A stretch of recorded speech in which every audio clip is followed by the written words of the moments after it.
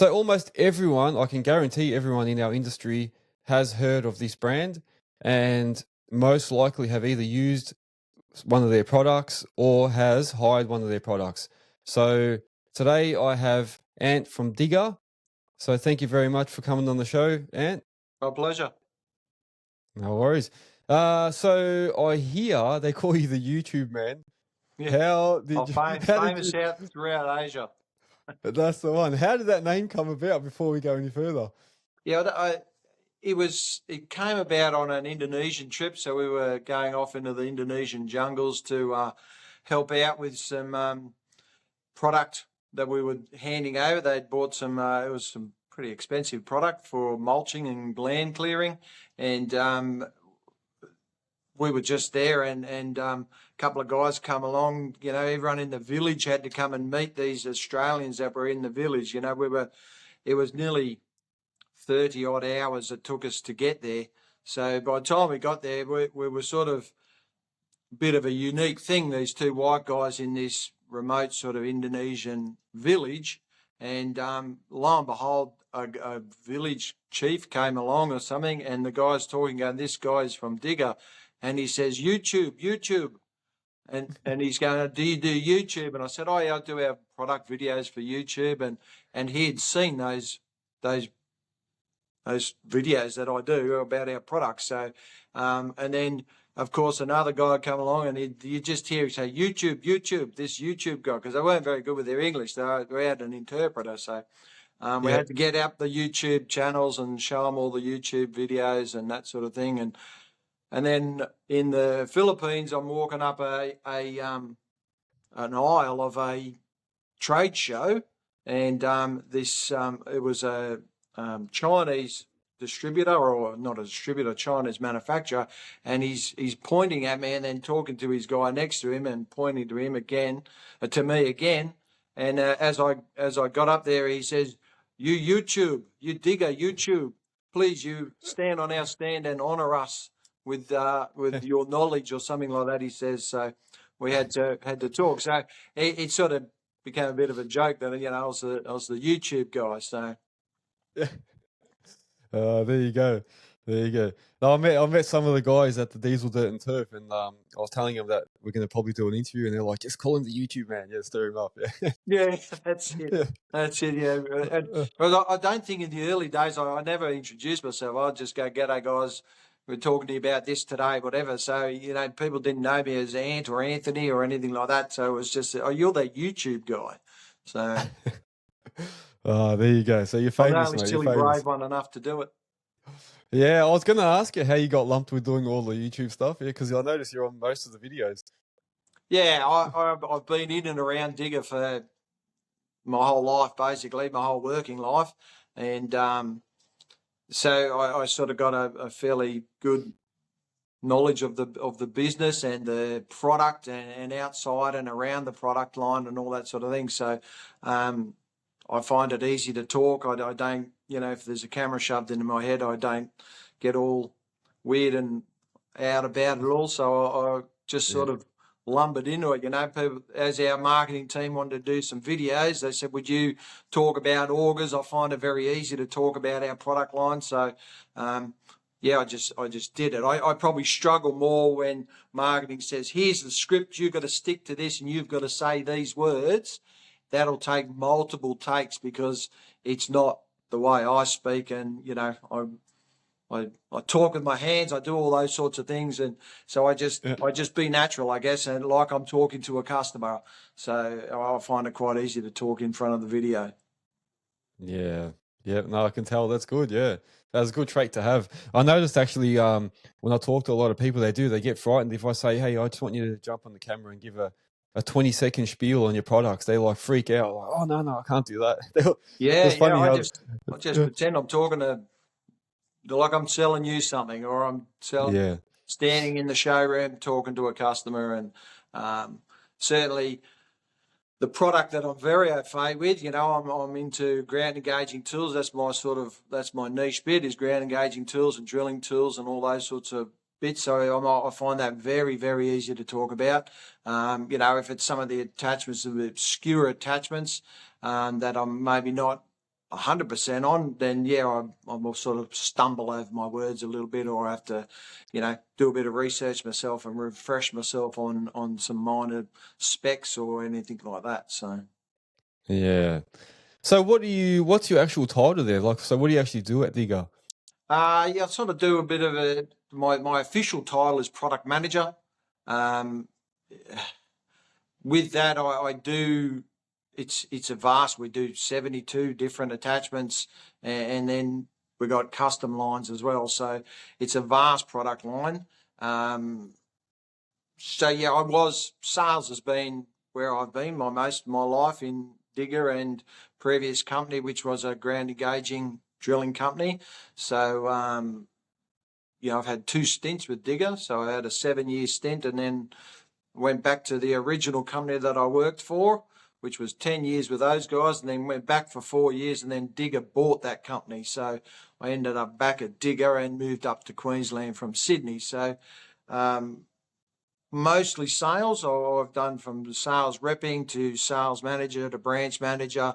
I was Queensland sales manager up here for a while, and I just probably needed a break out of that direct sales and day-to-day grind of sales. So Digger sort of came up with a product manager role, which I'm very much on the development side as well. I help engineering with all that sort of thing as well. So I fall into many categories. So to wear one hat is probably a bit hard, but product managers probably best suits that one hat. But I'll have a sales hat on one day. I'll have the marketing hat, engineering, down help with production, with setting up a customized auger or something like that. So to attending trade shows. So a bit of everything. I'm sort of that roundabout guy that helps with everything. All right. So it seems like Digga's in the blood. Can you tell us a bit about Digga, the company? So people, like I said, most people have heard of it and see it around. Yeah. What's the history on that? Yeah. So Digger was founded by Stuart Wright. So Stuart was one of my very early customers when I left school and joined a company called Pengo. His father had previously run Pengo and passed away, and Stuart continued to sell bits and pieces. He would sell wear parts and stuff up in Queensland, and started off with a company called Sunplaz, which was Sunshine Plastics, and but in between trying to make some money, he would sell Pengo teeth. So the teeth are what goes on the auger to cut into the ground, and then naturally people ask him to make can you make an auger? Can you make a drive unit? And Stuart, being the creative guy that he was, he looked up how to do these sorts of things. So I would sell him teeth and holders and bits and pieces over the years, and you just get to know who those people are. I guess the coincidence was that and I don't have not too long a story, but on my way to meeting a girlfriend that I'd just met, and we're sort of starting our blossoming romance at 19 years old. Still married to the lady today, but on the way there, I noticed these big black augers on the back of this truck. So I pull in there and knock on the door like the good little sales rep I was, and tried to give a business card over. And it was Alan Wade, who is he's just stepped down as our CEO. He's still on the board, but he goes, "Oh, hi, I'm Alan. I'm your opposition." And I hadn't heard of an opposition. I knew Sunplaz, the customer, but Digger had started up and they were building augers. So they sort of became a bit of an opposition to us.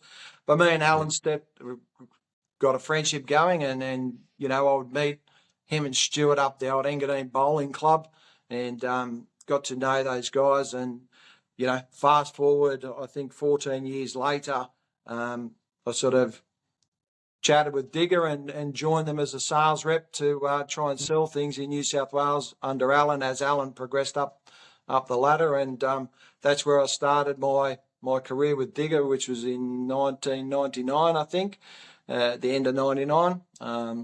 Met Susie along the way, and Zoe and Liam and the rest of the family, the Wright family, and have just continued on for that. We had a lover's quarrel, like I call a lover's quarrel, in 2007. We parted ways, and I went back to Pengo, and which was now Universal Augers. But then, as I said, Digga 4 years later bought the joint. So Susie asked me to move up to Queensland and shifted all the family up here and flew up on a Monday and back on a Friday for 6 months, and until I moved everyone up in 2011 and been here ever since. So I've just watched this. So I've watched this place go from, selling a couple of augers to drive units to the 70 plus attachments that we do today. So. Interesting story. I tell you what, that's fantastic. Yeah, I often think about moving to Queensland, so I might have to.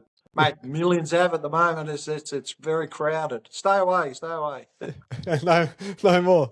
I'm gonna stay down in Mexico though. So yeah, that's right. That's it. That's it. So yeah, you're right. You mentioned about augers and stuff, and when I think of Digga, and most people probably think of Digga, we automatically probably go to augers, and drills. But you do offer a lot more than that, and I've had like other products like ramps and things. So what other sort of products do you offer? I know you said there's about 70 odd.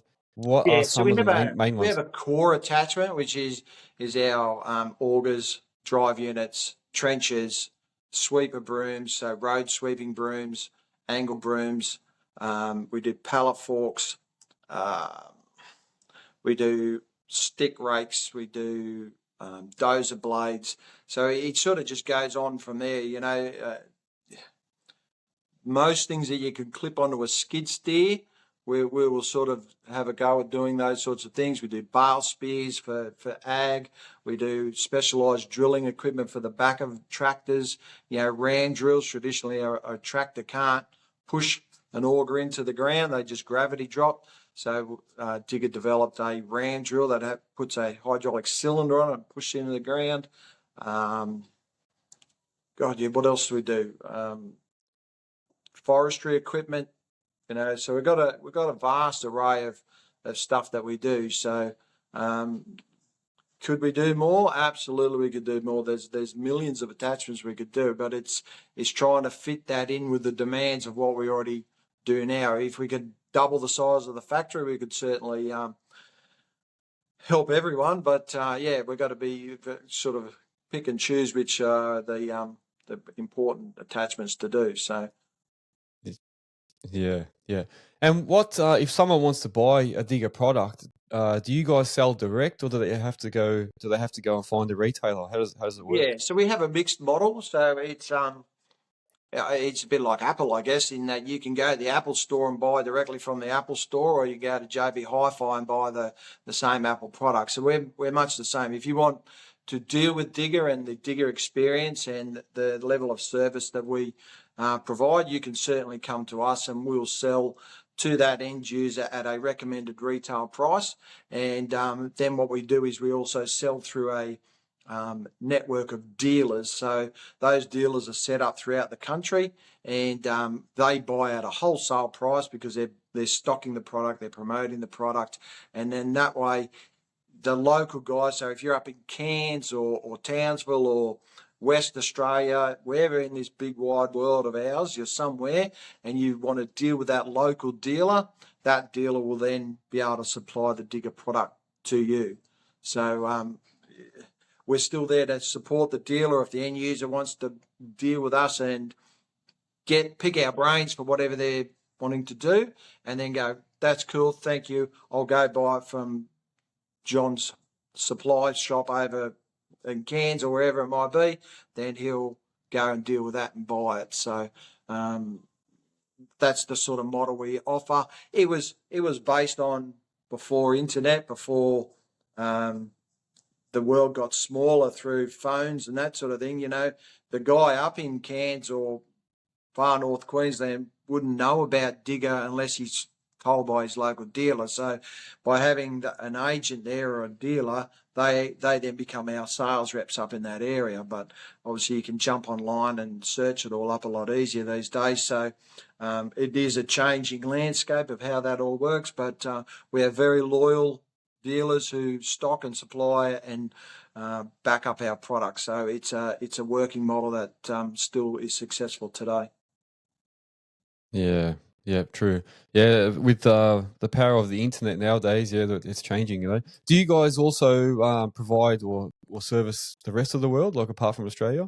Absolutely, yeah. So we have a factory-owned outlet in USA, so in Iowa. So where the Field of Dreams, anyone watched the Kevin Costner movie, build it and they will come. So we build a factory out there, and it's about 8,500 square metre factory now, and it's like a miniature version of what we've got here. So they machine over there, they cut, weld, laser cut, they do everything, bar make the actual gearbox components. We still retain that here in Australia, and we'll ship that over. But we've got an expat over there, Dave Stevens, who he's done his apprenticeship and all that through Digga, and he's over there helping the US boys run that, and they're going very successful. Then we've got our UK operation that's been going for many years to UK. So that's a successful. They look after then Europe. So from UK they distribute out to the European market, and then we service all the Asian market as well, and through to Korea, Indonesia, Thailand, basically anywhere you want to go. We were shipping out to Russia until the war started, but that sort of dried up. But we were shipping Aussie-made gearboxes over into Russia. So I don't think there's anywhere in the world that there isn't a Digga gearbox working somewhere. Yeah. Well, there you go. I never knew Digga was that big. I just assumed it was like a small Australian company. No, it's massive. I think we fluctuate depending when you can get enough people to work. We've always got positions down the back. You can never fill enough positions, but I think we're sort of around that 300 mark, all up under all the facilities, because we also have New South Wales and Victoria. They're factory-owned facilities, so they're there for servicing, repairs, warehousing. So we will ship 2 shipments a week down to those branches and stock the common stock on the shelf. So for those guys that need an auger straight away, or a gearbox or trencher, they can go in and usually we'll have it on the shelf and be able to supply very quickly. So then we have a West Australia is like it's not a franchise, but they trade under Digga West. So that's there. They run that over and they look after the West. And then there's Digga New Zealand, also trade under the Digga banner, and that's owned by Gary, who was I think he was employee number 2 or 3 at Digga with Stuart, and moved back to Kiwi land and started up Digga over there. So Yeah, there you go. No, it's massive. Yeah, very, very surprising. So I gather that you guys make all the products yourselves, or is everything made here in Australia? How does that work? yeah, we probably do probably 85, I think is about the percentage mark at the moment, 85% of it in-house.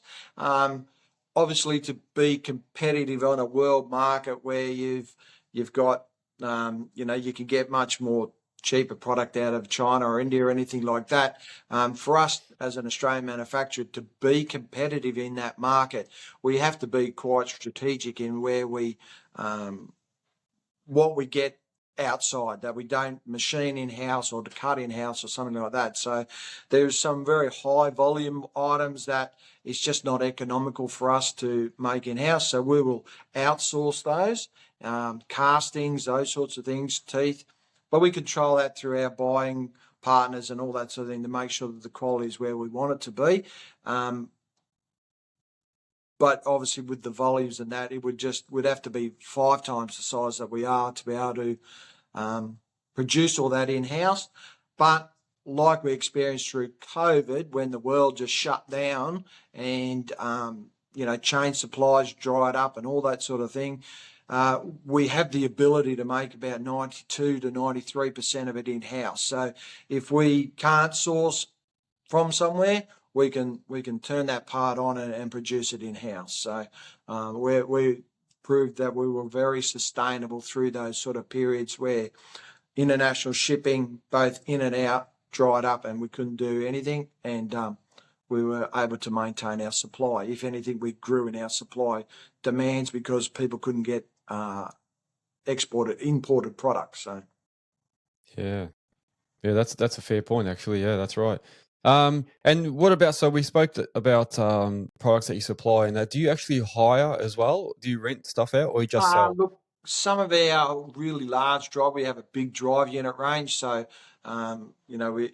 they're a specialty drive. They sort of start at 45,000 Newton meters of torque, and then which is 45 ton rotational torque. So 1 meter, 4,000, 4.5 ton torque, that one, Yeah. and all the way up to 50 ton rotational torque.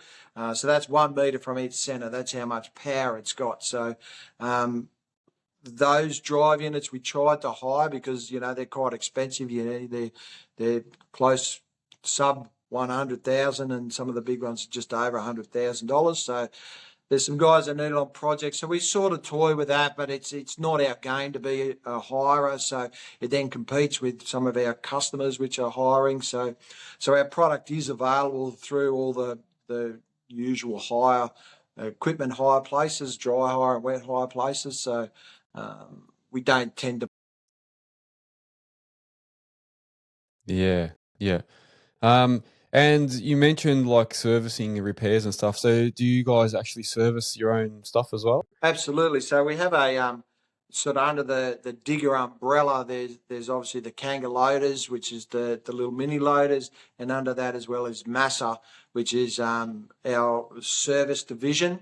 So Massa will look after the servicing of the Kangas, but also the attachments as well. So back to base here. So we have a workshop here at Yatala, and then in our New South Wales office and our Victorian office, there's facilities there for servicing as well and repairs. And then there's a spattering of dealers that we have trained up just to do the basic oil change some bearings, replace a seal, that sort of thing. But anything major is back to us, and we'll rectify any sort of issues or repair whatever just bent, and and get it up and going. So Yeah, I actually didn't really. I had a PD5 and a PD4 on my little 5 tonners, and I never knew that you had to actually service them.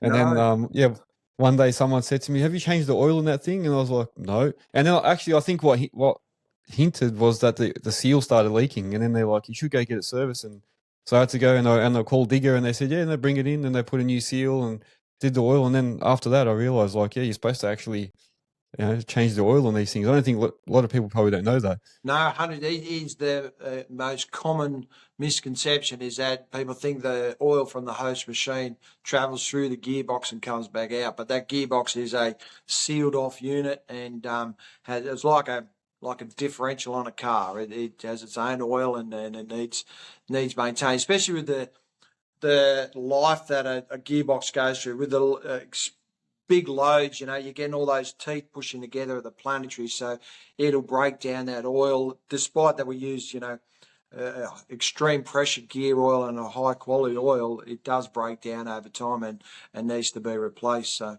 mate, we've seen gearboxes come back in pumped full of grease.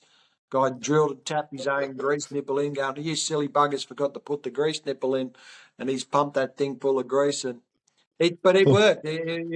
We said, "How long's it been like this?" And 3 or 4 years. So it was still going, and like you, they had I'd had an oil leak once, but it stopped. Well, that was because the oil was completely out of it, and it was still running. So, yeah, there's 100 funny stories like that of people trying to do their own repairs or misconceptions. Yeah, true. When I all have else to admit, fails, read the user manual, eh? yeah, that's true. That's true. Yeah, I have to admit, I did get a lot of information out of those podcasts that you guys actually started, Oh yeah.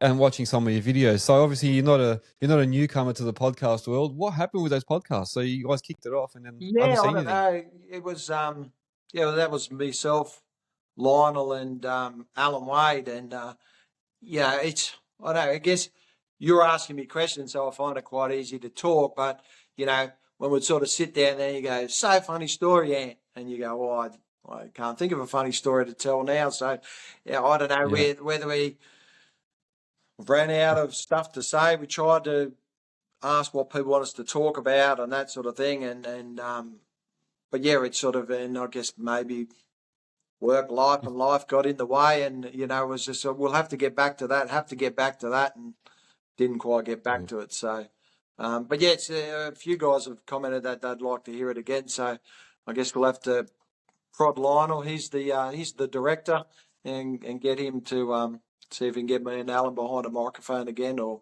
some of the other guys if they want to do it. Yeah, yeah, no, it's good. Look, I'm the same. I just find that it's time consuming. So people think it's easy. You just have a chat, then you just upload it. But you've got a lot of editing to do in between, and then uploading and changing things. And yeah, there's a fair bit involved. And then, like you say, you got to think of the content, and then you got to pre-plan it before you even start. So there's a fair bit involved. It's not as easy as what people think. Absolutely, yeah, and you couple of takes at it, and I'm a bit of a swearer, so I'm trying my best not to use my bad words today. So as I do on the podcast, when we were doing ours, we had to bleep a couple of things out every now and then because I'd drop an F bomb here or there, or But anyway, Yeah. you get Oh, through it. yeah, that's it. That's it. Well, they say it gives attention. It gets attention when you swear. So maybe That's just right. don't worry about it. Yeah. I think everyone's used to it nowadays anyway. So you were saying that you do more of the ground sort of penetrating stuff. What's the most popular product in your eyes?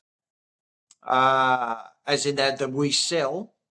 Yeah. Yeah, so it's still the number one is auger drives and augers. Like it astounds me from being in the industry now. Like, as I said, I'm 55 years old now. I started in this game straight out of high school at 18, turning 19, and I was welding augers together, and I remember the sales rep at the time clipping on a job board saying you got to make 10, 12-inch augers. And I'm thinking in my head, this is a bugs game. Everyone will have an auger. How many augers can you sell? Everyone who uses an auger didn't even know what an auger was before I started that. But everyone will have an auger, and there's no longevity. So, fast forward 30 something years ago, and today down the back here, we can produce anywhere from 1,500 to 2,000 augers in a month. And I don't know where they go. They just keep going out the door, and that's everything from a little one-man post-hole borer on a little, like a whippersnipper engine that you hold like this. We'll do an auger for that, through to soil mech drill rigs and dedicated drill rigs and everything in between. So that is still the number one product that we would probably put out every day, every week. Someone is calling looking for a auger and an auger drive to drill a hole in the world. So it's not until you walk Yeah. around, I guess, and have a look at everything that's stuck in the ground, or even on a pad on the ground at some point, most likely had a hole drilled in the ground to put it in place. So it's a big demand, and it we meet the demand of everything from as I said, one man through the large excavators and every size in between. All the augers they go up in either 150 mil, 200, 250, 300, 50 mil increments. So you've got everything in between. So, and then you've got the customized ones as well. Yeah, yeah. I have to admit, I had to look at a few of your videos to work out how to do a couple of my jobs. So there was a couple of jobs where for example, I was doing one and I was in like this scoria type ground, and I tried using the core barrel on there, and it didn't work. And then I watched one of your videos, and you were saying, to probably use like um, a dedicated rock auger instead. So I got one of those with the sort of bullet heads on it, Yep. and that worked. That worked heaps better. So Yeah. I suppose there are different uses for different augers. So you can't just have one auger. It doesn't do everything. Yeah, absolutely. That's why, as a generic term, they're called drilling tools, because they're a tool to drill into the ground. I often say to guys, it's a builder doesn't turn up to your house with a hammer and a chisel and expect to build the whole house. They've got multiple tools to do whatever you got to do. So, you've got earth augers and combo augers and dedicated rock augers and severe rock augers, and then you've got in between augers that are customized for the job that needs to be done. So you're never going to get that one auger that's going to do everything. You know, it's a common misconception too, is that people will just buy one auger and that will do everything, or that you buy a rock auger. Can you say you were saying about So you'll get a guy who's bought a rock auger and he's on a 1.5 ton excavator and he's trying to drill out 200 MPa rock. You know, it's you know, the tool's only as good as the drill. You know, like it's like a drill down there. If you can have the best drill bit, but if you're not pushing down with enough weight to get into that steel, then you're not going to get through it. So it's exactly the same. You know, there's a combination. We can give you the best drilling auger and the best drilling drive, but it needs a combination of down pressure and all those sorts of things. So again, there's ways around that, and we can try and work with them. It'll make life easier, but you know, sometimes you got to get the big boys in and just brute force, and down pressure will be the answer to getting that hole dug. So. And you guys have come up with that halo concept. Can you just explain the halo, how the halo works to people and what it is? Sure. So I guess the very basics of it is an alignment system. So when you've got a full green light, you know your drive unit is plumb and you're drilling a straight hole. So traditionally, an excavator guy especially, it's not as critical, I guess, on skid steers because you're much closer. But especially those excavator guys, when they're drilling, you can tell if it's, you know, east west, you know, either side of you can line it up fairly well, but for that north south, it's hard. So most guys will have someone standing out there a little bit forward, a little bit back, and guiding them. So you're paying that guy a good hourly rate these days in Australia just to be guiding you for that hole. So halo takes that away. You don't need that guy to guide you in that hole. He can be off prepping the next pier, prepping some form work, whatever you need that other guy to do, and you could be drilling those holes straight. So there's 6 sensors. So we had an alignment system that had a little display in your cabin of your machine, but that meant your eyes had to come away, look at that display, back up, away like that. So it wasn't as easy or user friendly as the halo, because you're always looking at that drive unit with the halo. So that just used like a mercury switch. It was just like a bubble level. So it gave you some accuracy, whereas halo uses 6 sensors. So it gets you not only your crosshair, it gets everywhere in between. So as you go offline, you'll get a green light on one side and a red light on the other. So you just angle back towards your green light until you get a full green light again, and that tells you that you're plumb. So even if your red's on the opposite side to you and you've got a little bank of green lights towards you, you know you've got to lean towards that excavator or bring that boom or dipper arm towards the excavator to straighten it up. You'll get your full light and know you're drilling those holes nice and straight. So pride gets in the way of most guys. They go, I don't need that. I know how to drill a hole. I've been drilling for 20 years or 30 years or whatever it is. It's not a pride thing. It's like anything that aids you in getting your job better, done better and easier and more effective. So it's really just to help you get that done and utilise your labour on the job site. And so you guys are, I suppose, quite innovative. And I remember at the Diesel Dirt and Turf, they were releasing like a new Digga 4-in-1 bucket for the skid steers. So I had a bit of a go on it. What have you got happening? Like, can you tell us anything that you've got coming up in the future? Or so that bucket. So we've released the large series, so the heavy duty series in the X series, and the mini bucket. So they're out and done, and with their new features. And then we've just completed a week of testing now with the general size. So you're like 1400 through to 1800 size, which is your most common bucket. That'll be coming out in the X series as well, hopefully towards the end of the year. So we've just put it through its paces, digging up a mountain of dirt that we've got out the front in our demo area. So everyone from very inexperienced operators to more experienced operators had to go, so that we could see what's going to happen with that bucket. Are we going to break it if someone misuses it, and what's going to happen? So that will be out this year. We've got a couple of other things on the horizon that we're trying to get done in the mini attachments. Some, like a little backhoe arm, and that can convert into a grapple bucket, things like that. So it's just finding the time with the day-to-day projects that we've got to do to get those done. So, Yeah. Oh, that's good. Yeah. Yeah, no, that's good. All right. Let me just have a quick look here. So, okay. So obviously you've got a few competitors now. We're talking about competition before. How do you guys try and make yourselves stand out from your competitors?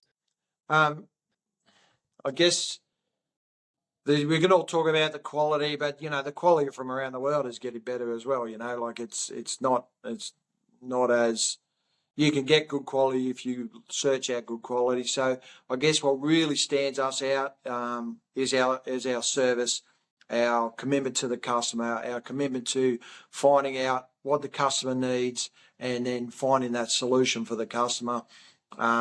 Getting back to people as quickly as we can. We've got a large sales team throughout the world and throughout the country. We've got a large commitment to engineering, so none of that's offshore.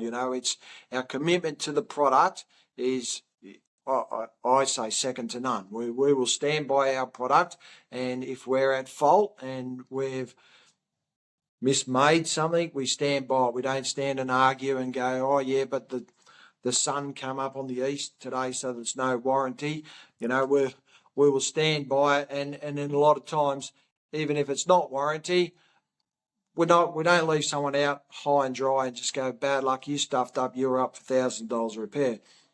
We're genuine about how we fix things. We're genuine about how we get guys up and running. We will go out and support the product.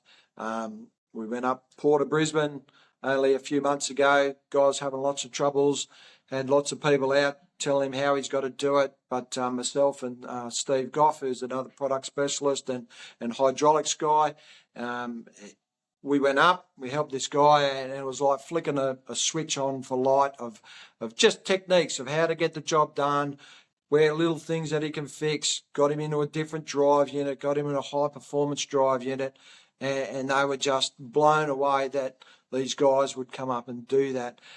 As are the Indonesian stories I said earlier, that, those guys bought $200,000 worth of gear, and they said they spent millions of dollars with other companies and have never seen anyone, yet the two of us humped it up into the jungle and spent a week, putting these things together, helping them with hydraulics, adjusting motors, climbing through knee-deep mud to go out this hemp plantation that was getting done out there. And, that's the commitment we do to the product. That's the Digga difference, is that we will do what we've got to do to support the product, I guess. Yeah, excellent. And so for anyone that wants to buy a product or is not sure about a product that they've already got, what information do you have on offer for them? I mean, I know I mentioned that I had watched some of your podcasts, and you've got stuff on the internet. Is that correct? Yeah. So on our website, we've got we've got a 1,000 bits of information on that website. We have lots of photos, videos. We're very technical. We're not secret squirrel stuff. You can jump online and have a look at if it's drive units, have a look at those drive units, and it'll tell you how much your flow can take, or how much flow you can put in it, how much kilowatts you can put in it, what auger will drive, how heavy it is, how long it is. We do all those sorts of information there on the website. Then there's also all the YouTube videos that we try to do as well, and try and give little tidbits of information and that sort of thing. We are working on QR codes so that you scan it on the drive unit and it'll take you to the operator's manuals, the videos on it, anything, exploded views of the parts, all that sort of thing. So they're all stuff that's sort of coming as well, that we will integrate into using technology a little bit better, and be able to just spread the word of information, I guess, and get it out there. So, and if you can't find something, you give us a call and we'll either show you the secret hidey spot that it's in, or put it on the list of things to do and get it done. So we love to help and get people using the equipment right and bettering their jobs. Mm. And I also noticed, I went on your website recently, I noticed you do like a factory tour on there. So what's the, maybe if you want to just explain that? Yeah. So, I think our greatest tool is our factory. And again, we're not behind closed doors, and no one can come and have a look. If you're down in Victoria and you're up in Gold Coast for a holiday and you want to pop in and see where that drive unit that you got hanging on your excavator, you pop in, and myself or someone will take you around and give you a little bit of a guided tour. We're only too happy to showcase what we do here on the Gold Coast, and the amount of people that actually walk through and go, "Oh, I've seen that factory. I just thought it was a giant warehouse." You actually do have equipment in here. You can actually see the chunk of steel being turned into a gear, or a round piece of bar being machined down to a 75 square shaft, and the spline put on it, and watch the machines. That's the level of the tour. We'll take you right through and you can see all that happening, things being cut on the laser. They're just stuff that you don't get to see every day. And, we do it nice and safely with all the PPE, and take people for a walk through and can show you what we do. So doors are always open for anyone or groups. If there's a group up here having a golf tour or whatever they're doing, come on through. We'll throw the welcome mat out and take people through. Excellent. That's amazing. Yeah.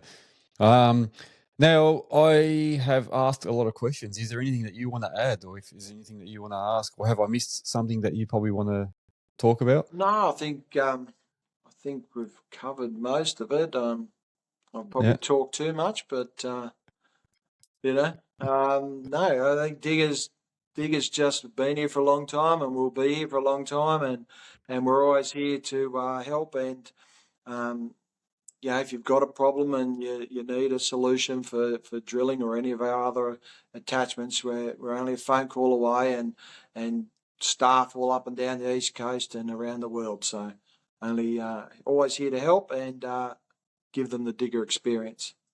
Even if it's a bad experience. I'm not saying we're the greatest every time, but you know what? If we do muck up, we will fix our mistakes, and we will right our wrongs, and make sure that the experience is always good.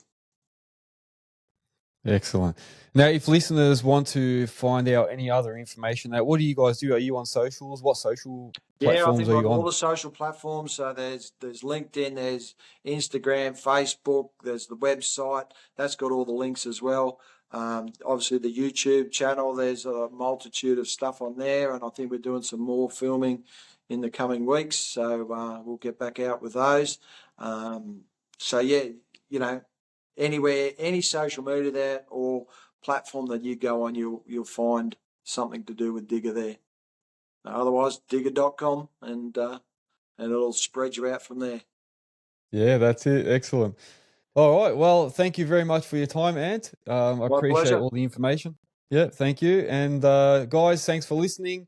Don't forget to follow, subscribe, like all my social platforms as well, Earthworks Hub, and also come down to Digga if you ever want to come and do a site tour. Happy to take you All around. right, that's it. All right, guys. Thanks for joining. Take care. Cheers.